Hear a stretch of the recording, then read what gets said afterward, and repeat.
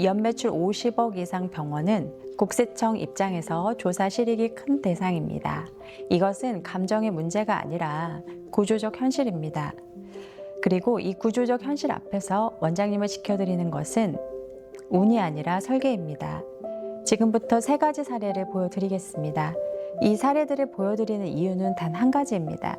우리 병원은 괜찮겠지라는 판단이 얼마나 위험한 것인지를 직접 체감해 보시게 해드리기 위해서입니다.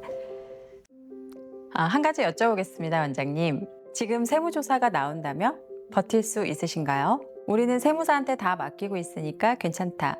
혹시 이렇게 생각하고 계신다면 오늘 이 영상이 그 확신을 바꿔놓을 수 있을 겁니다. 연매출 50억이 넘는 병원은 일반적인 세무관리로는 절대 방어가 되지 않습니다. 매출 규모가 커지시면 거래 구조가 복잡해지고요. 거래 구조가 복잡해지시면 과세관청이 들여다볼 접점이 기하급수적으로 늘어나게 됩니다. 그리고 그 접점 하나하나가 전부 추징의 진입로가 됩니다. 오늘 이 영상에서 3가지를 말씀드리겠습니다. 하나, 국세청이 고매출 병원을 어떤 메커니즘으로 포착하는가. 둘째, 실제로 추징 9억, 10억, 11억이 어떤 구조에서 발생하는가. 셋째, 이 모든 리스크를 원천 차단하는 구조 설계 전략은 무엇인가? 오늘 이 영상이 다소 길게 느껴지실 수 있습니다. 그러나 이 영상이 수억 원짜리 방어막이 되실 수 있습니다. 꼭 끝까지 시청해 주세요. 안녕하세요. USP 컴퍼니 대표 김하나입니다. USP 컴퍼니는 인사, 노무, 세무, 재무, 법무, 병원 경영의 5대 축을 하나의 구조로 설계하는 병원 전문 회사입니다. 많은 원장님들이 오해하고 계신 부분이 있습니다. 세무조사가 무작위로 나온다고 생각하시는 경우가 많으신데요. 그렇지 않습니다. 국세청은 시스템으로 선별합니다. 이 시스템이 어떻게 작동하는지를 정확히 이해하셔야 왜 구조 설계가 필수인지 납득이 되실 수 있습니다. 순서대로 말씀드리겠습니다. 첫 번째는 정량 필터링입니다. 국세청 NTIS, 국세통합시스템이라고 하는데요. 여기에서 전국 모든 병의원의 데이터가 실시간으로 집적되고 있습니다. 매출 신고액, 건강보험 청구액, 카드 매출액, 현금 영수증 발행액, 의료기기 재료 매입액, 이 5가지 데이터가 교차 분석되는 것입니다. 여기서 이상 비율이 탐지되면 1차 필터링에 걸리게 되시는데요. 예를 들어 말씀드리겠습니다. 동종업계 피부과의 평균 비급여 매출 비율이 60%인데요. 특정 병원이 35%를 신고하고 있다고 해보겠습니다. 그런데 그 병원의 시술 재료 매입량은 업계 상위 10%에 해당합니다. 매입은 많은데 매출은 적은 것이죠. 숫자가 맞지 않는 것입니다. 이것을 매입 매출 괴리 분석이라고 하는데요. 시스템이 자동으로 포착하게 됩니다. 두 번째는 정성 필터링입니다. 1차 필터를 통과한 대상에 대해서는 조사관이 추가 확인에 들어갑니다. 법인 등기부 등본상 가족 임원이 등재되어 있는지, MSO 법인 등 특수관계 법인과의 거래 내역은 어떤지, 대표이사 개인 자산에 변동이 있는지, 부동산 취득이나 고가 차량 등록, 해외 송금 내역 같은 것들을 확인하게 됩니다. 이 정보를 종합해서 조사 실익이 있다고 판단되면 조사 대상으로 최종 선정되는 것입니다. 여기서 핵심이 무엇일까요? 바로 조사 실익입니다. 국세청도 한정된 인력으로 운영되는 조직입니다.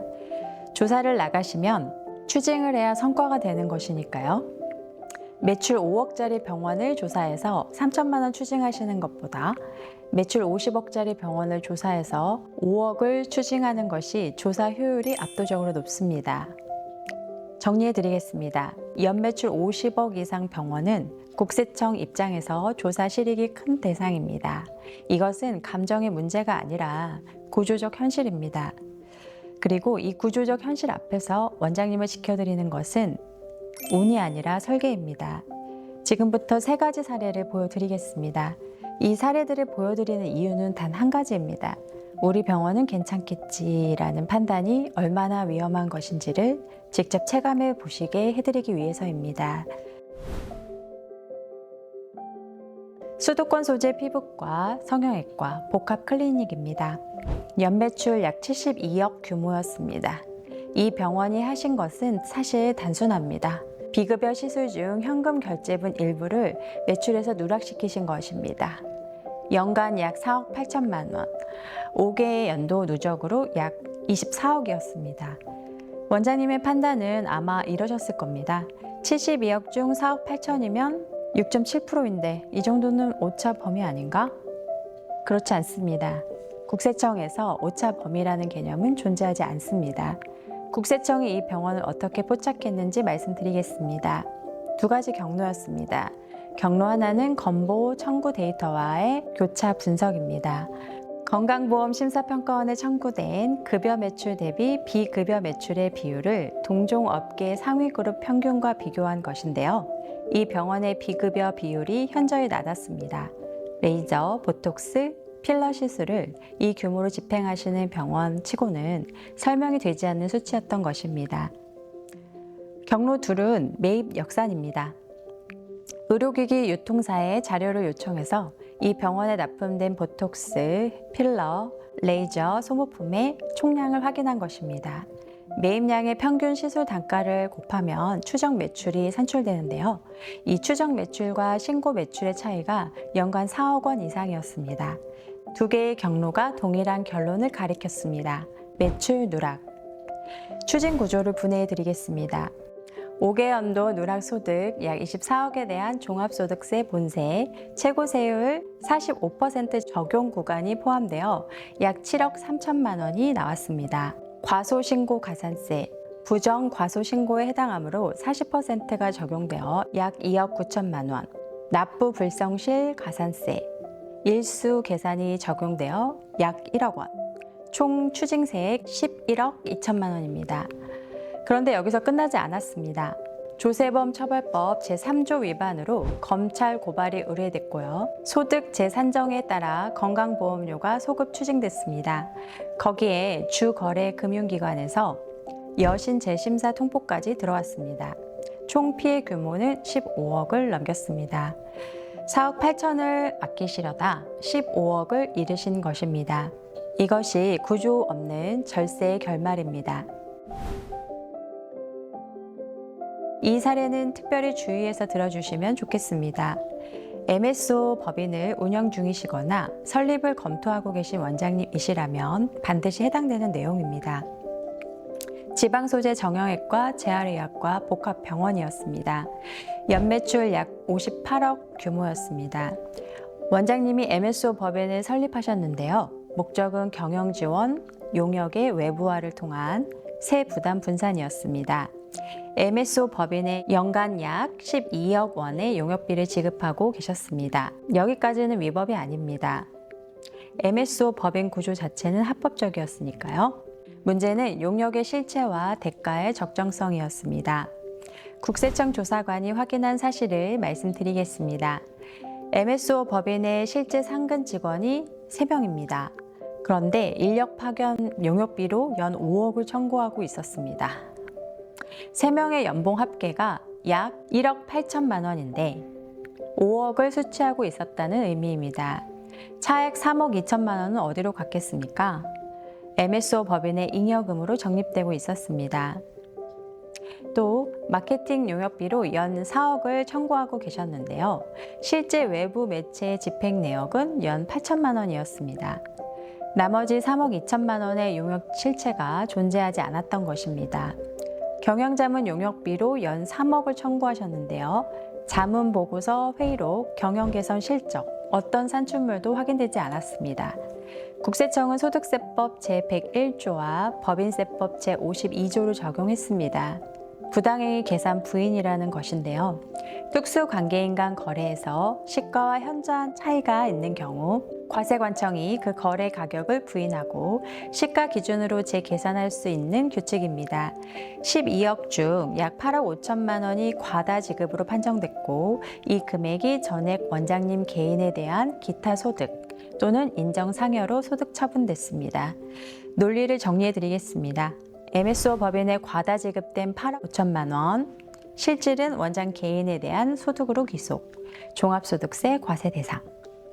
5개연도 소급 적용에 소득세 최고세율 45%와 지방소득세 4.5%가 과선되어서 추징세액 약 9억 원입니다.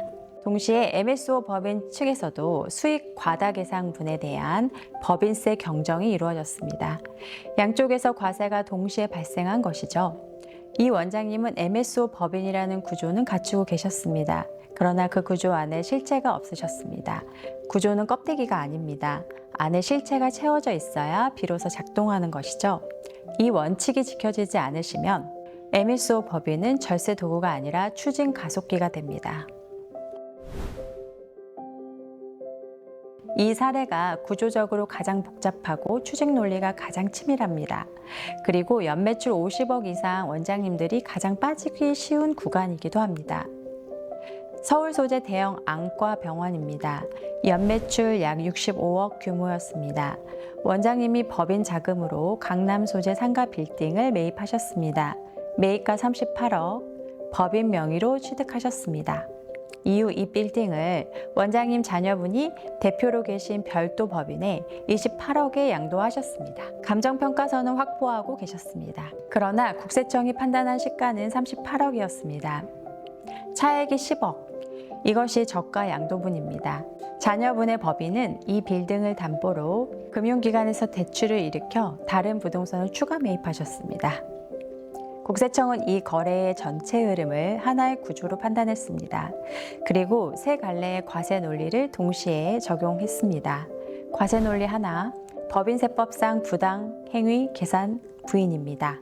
법인이 특수관계인에게 자산을 시가보다 현저히 낮은 가격에 양도하신 경우 그 차액을 입금에 산입하게 됩니다.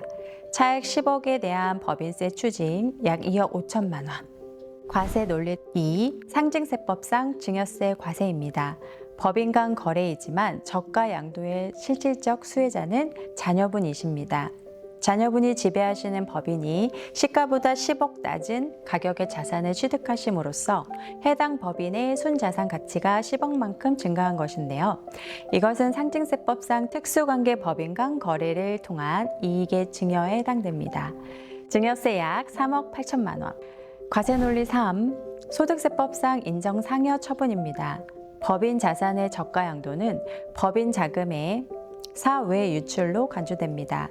사회 유출된 금액 중 귀속이 명확한 부분은 대표이사에 대한 인정 상여로 처분됩니다. 소득세 추징 약 2억 1천만 원.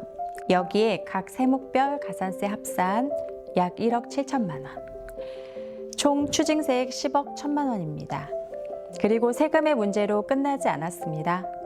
검찰이 조세 포탈 혐의로 수사에 착수했습니다. 자산을 자녀분에게 이전하시려 하신 것 자체가 잘못이 아닙니다.